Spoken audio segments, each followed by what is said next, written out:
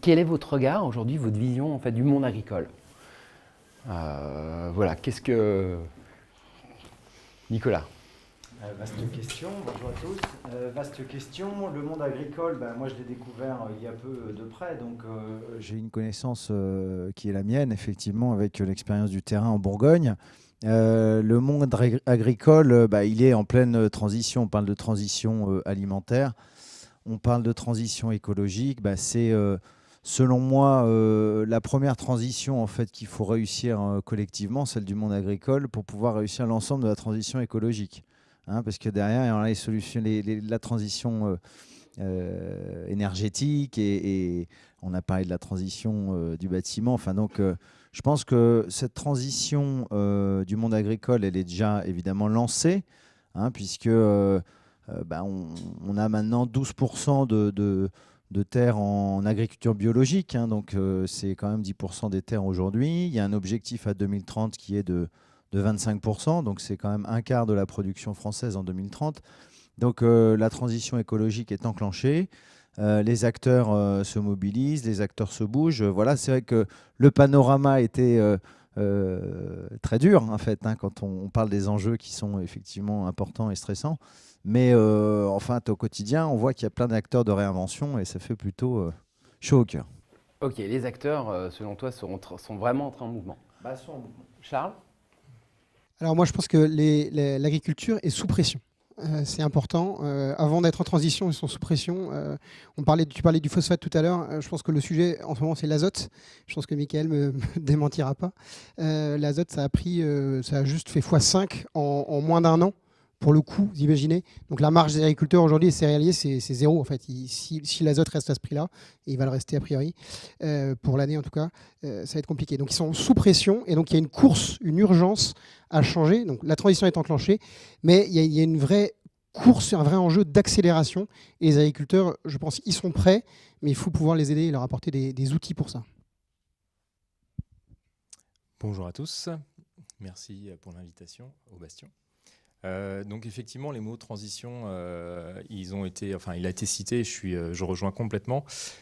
Transition, mais c'est très très profond en fait, ce qui a besoin d'être fait sur l'agriculture et d'une manière générale sur la société humaine, c'est que avant toute chose, je suis d'accord, il va falloir se nourrir.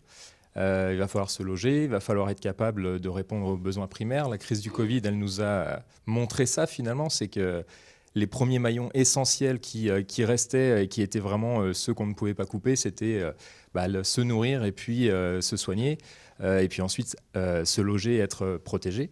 Et l'agriculture, elle a affaire à des nécessaires transformations qui sont, moi je dirais, assez violentes parce qu'on leur demande de faire des choses pour lesquels ils ne sont pas forcément tous préparés. Il y a une résistance au changement de la part de la population, mais aussi de la part des producteurs.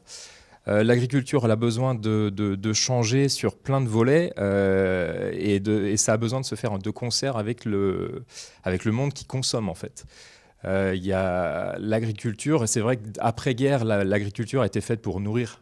Et c'était la course à nourrir la France, en l'occurrence, si on raisonne sur l'échelle française. Maintenant, aujourd'hui, l'agriculture, c'est pas seulement nourrir, il y a aussi tout un monde qui est lié à du cosmétique, qui est lié à plein de choses qui ne sont pas liées directement à se nourrir. Et pourtant, ça occupe des sols, ça occupe le monde agricole. Et donc, l'enjeu de demain, c'est comment on va réussir à nourrir la planète durablement. Et c'est là où tous les modèles agroécologiques, pour moi, sont essentiels. Donc, je pense qu'on va tous être à peu près raccord là-dessus. Le bio étant effectivement, on va dire, un des précurseurs de ça. Et donc, pour moi, l'essentiel, ça va être de réfléchir à accompagner l'ensemble de la population, les consommateurs et aussi les producteurs, vers des modèles agroécologiques, de faire comprendre ça, de faire prendre conscience, et ensuite de trouver les bons modèles, les bonnes techniques pour pouvoir accompagner tout ce changement, quoi. Merci Guillaume. Michael, tu veux ajouter quelque chose? Oui, j'hésite entre la version optimiste et pessimiste, donc je ne sais pas trop quoi dire, mais en gros, si je fais le constat froidement là, sur l'agriculture, on est sur un modèle d'agriculture extrêmement linéaire, et en fait, le calcul est très simple. Si on enlève le pétrole, le gaz et les ressources minières, au moins en partie, on n'est plus capable de nourrir la population aujourd'hui sur le modèle actuel. Mais effectivement, il y a énormément de solutions qui sont envisageables, qui étaient déjà d'ailleurs mises en place pour la plupart avant l'avènement de ces ressources métro-sourcées.